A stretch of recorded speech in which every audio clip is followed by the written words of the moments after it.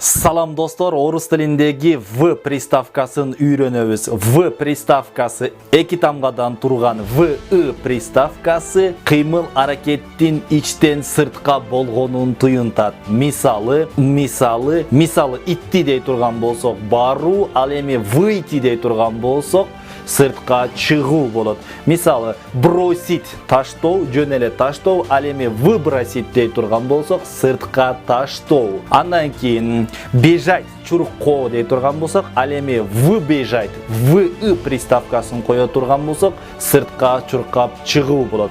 Выбежать сыртка чуркап чыгуу. Мисал үчүн, он вышел из класса, ал класстан чыкты. Выброси ненужную бумагу, керексиз кагазды сыртка ташта. Выброси ненужную бумагу, керексиз кагазды сыртка ташта болот.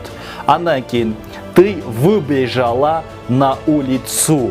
Ты выбежала на улицу, сен сыртка чуркап чыктың. Мисал үчүн, урматтуу достор, мен сиздерге тапшырма берем, сөзсүз маанисин жазып калтырыңыздар. Дач десек берүү болот, ал эми выдач дей турган болсок кандай маанини туюнтат. Нести десек алып баруу, ал эми вынести дей турган болсок кандай маанини берет, сөзсүз комментарийге белгилеп калтырыңыздар. Туура же туура эмес экенин текшеремин. Эгерде видео сиздерге жаккан болсо сөзсүз лайк басып, башкалар менен бөлүшүүнү унутпаңыздар. Ошондой эле приставкалардын китебин бизден алууну унутпаңыздар.